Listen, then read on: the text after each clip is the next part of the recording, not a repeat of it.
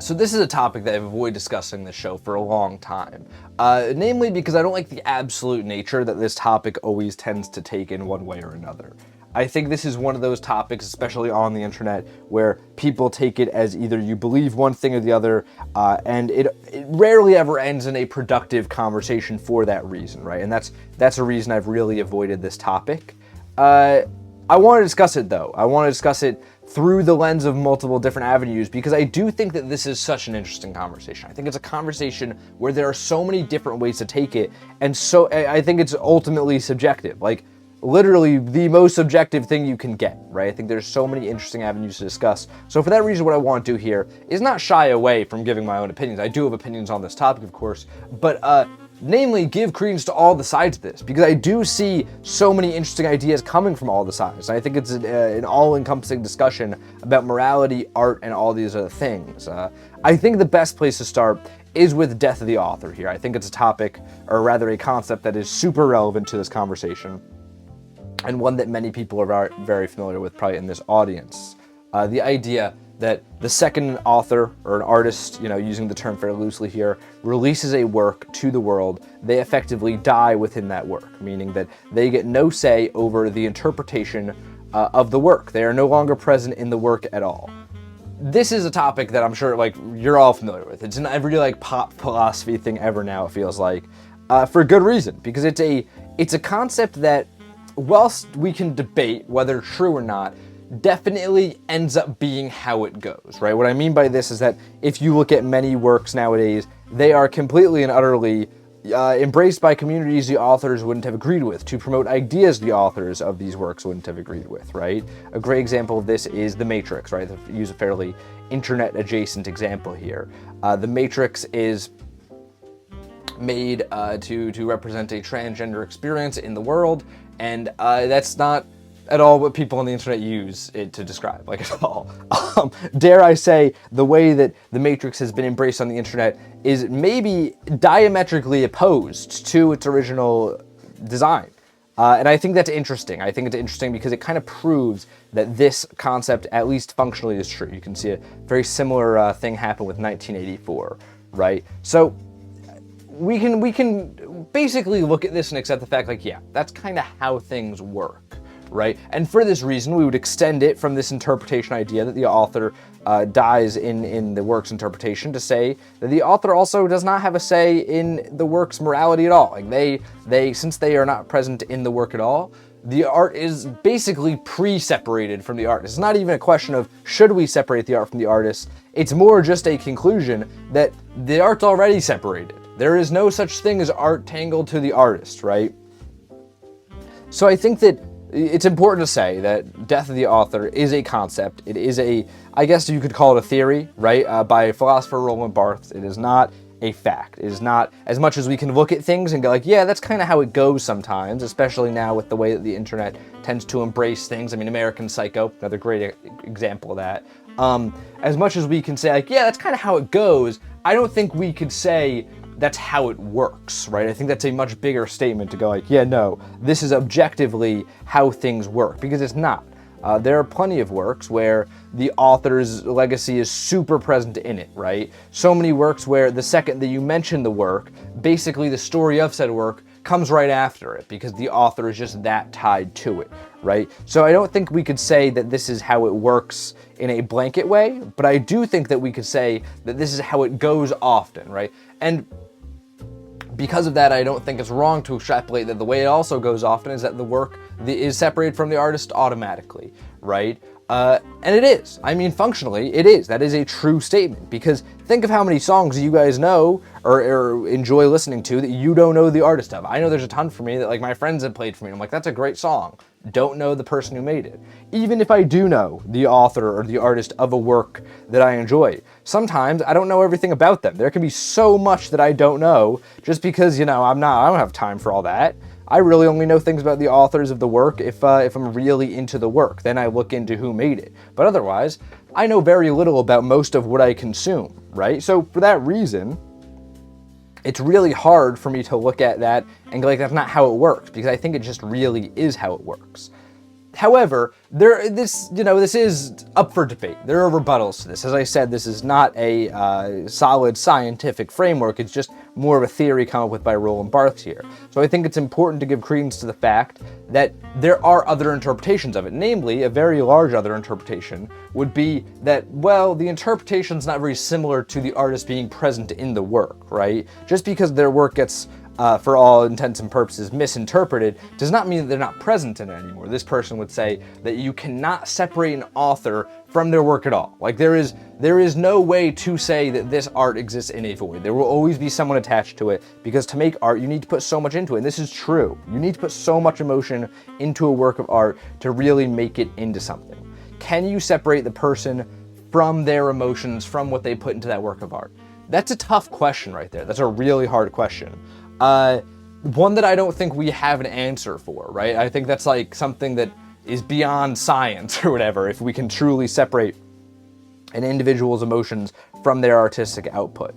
I will say that oftentimes it seems no, you can't. It seems that, especially if you look at like an artist's complete body of work, you can see a lot of very similar themes, you can see a lot of very similar things, and I don't think at all it's a stretch to say that, like, no, you cannot separate the films of a director from one another without losing something in there, right? Like, let's David Lynch, extremely signature style, right? It's very hard to look at any of David Lynch's works and go, he is not present in here somehow. He totally is. He puts so much into those works, right?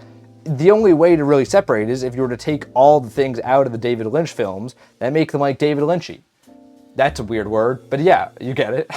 And what would you have then? Soulless husks of movies. You really would, right? So I think there's a lot to say that no, you cannot actually separate an artist from their work, that there will always be a little element of them within it. But there are pieces of art that are fully separated from the person that made them, like just like objectively, right? The stop sign is an example I always think of. I always constantly find myself thinking of the fact that someday, somewhere, somebody designed the stop sign for the first time.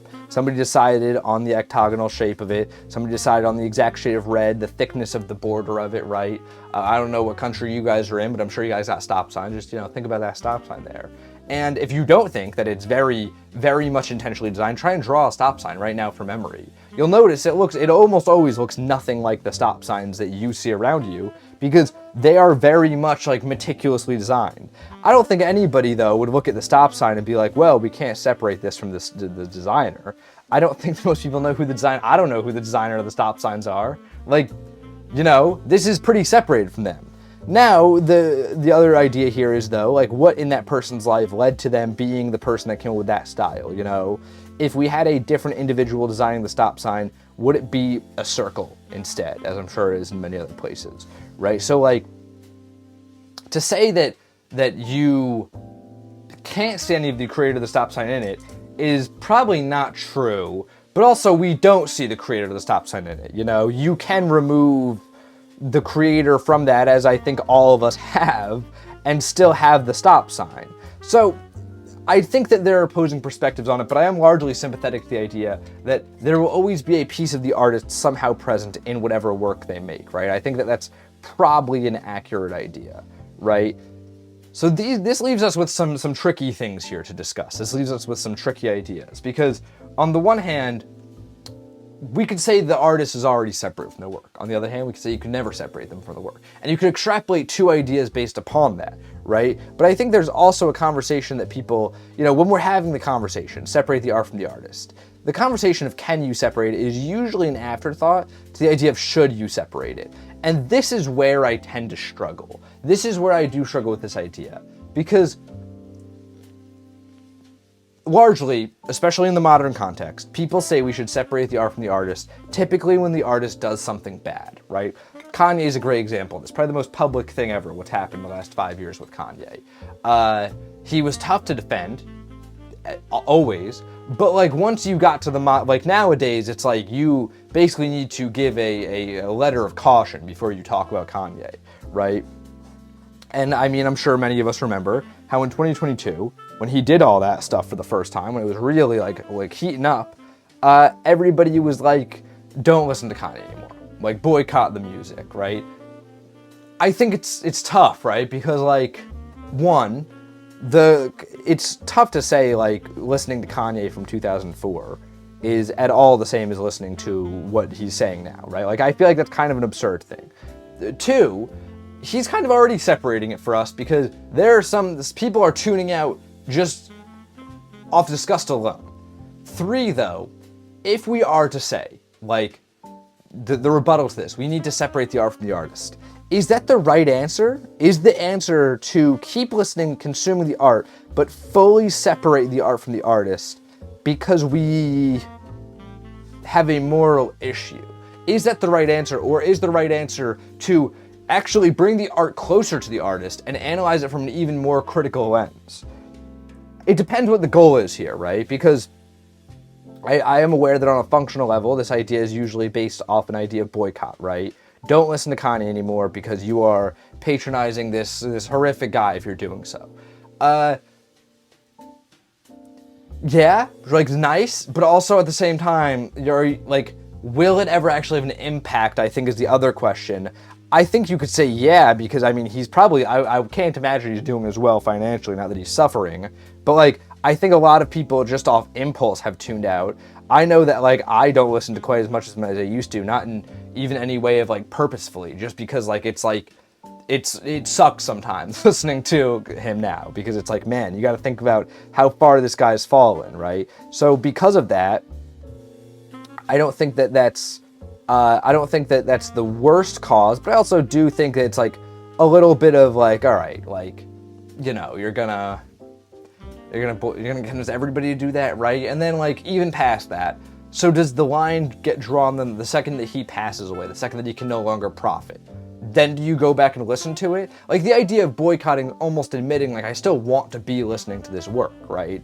The other problem with this whole idea, too, is it often leads to just some pretty biased conclusions about work, right? I know, for example, like, online, a lot of people want to reevaluate Picasso. It's a big thing people love doing, where they're like, Picasso is a terrible guy, and the reaction to that is to go, well, you know, he was actually a terrible painter, right? This is something that I feel like people often say, like, you know, Matisse was the better of the two, right? Which I love Matisse as well, but I think if we're to, you know, kind of rewrite our thoughts on somebody's work because of something they've done, I think that's actually just like, you're just being inconsistent at that point. I think that's just, you know, I think it's actually more honest just be like, I'm not going to listen to them because I think it's morally wrong to listen to them or to view this painting, right? Because this idea of boycott because you don't want them to profit off of it is almost like, I don't know, there's something to that doesn't make a ton of sense, right? Then I think there's the idea that you should keep listening but ignore the artist within the work. I think that's also not the best idea. I don't think that's a good idea at all because, well, you lose a lot of the work then. You don't understand it as deeply as somebody who is not doing that, who is just fully allowing everything, you know, all the grossness of it to hang out and analyzing it from a critical lens. That person's gaining a lot more than somebody who's just going to be like, I'll separate the art from the artist and mindlessly consume from there on, right? That doesn't make much sense to me, right? So I don't think the either of these things lead to a really great conclusion. I don't think that separating the work from the artist and continuing to consume it leads to all that great of a conclusion at the end of it. I think that leads to a lot being lost. And I don't think that trying to completely shut yourself off from the work, I think you lose just as much doing that, actually, because now you are also shutting yourself off from all this critical lens, right? What I'm getting at here is that I don't believe that there should be a conclusion to this question in terms of broad strokes, right? There are some artists where we can look at their work and go, we should reevaluate where we position them because of this, right? And I think that's led to a lot of really great conversations happening. I think it's led to some really great changes to like the canon, for example. But we also do lose something if we try and paint everyone with the same brushstroke, right? Looking at an artist from 50 years ago and kind of, you know, being a little more critical of maybe their work and their output based off of some new information, right? That's very different than taking that new set of standards and applying them to like Raphael.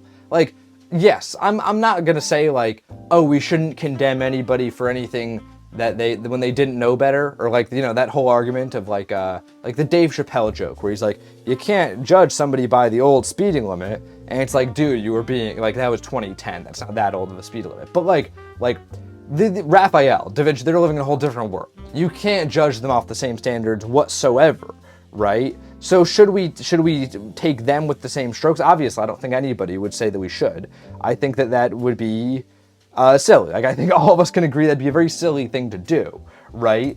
And this is sort of getting to a point here of there's no right answer to this, right?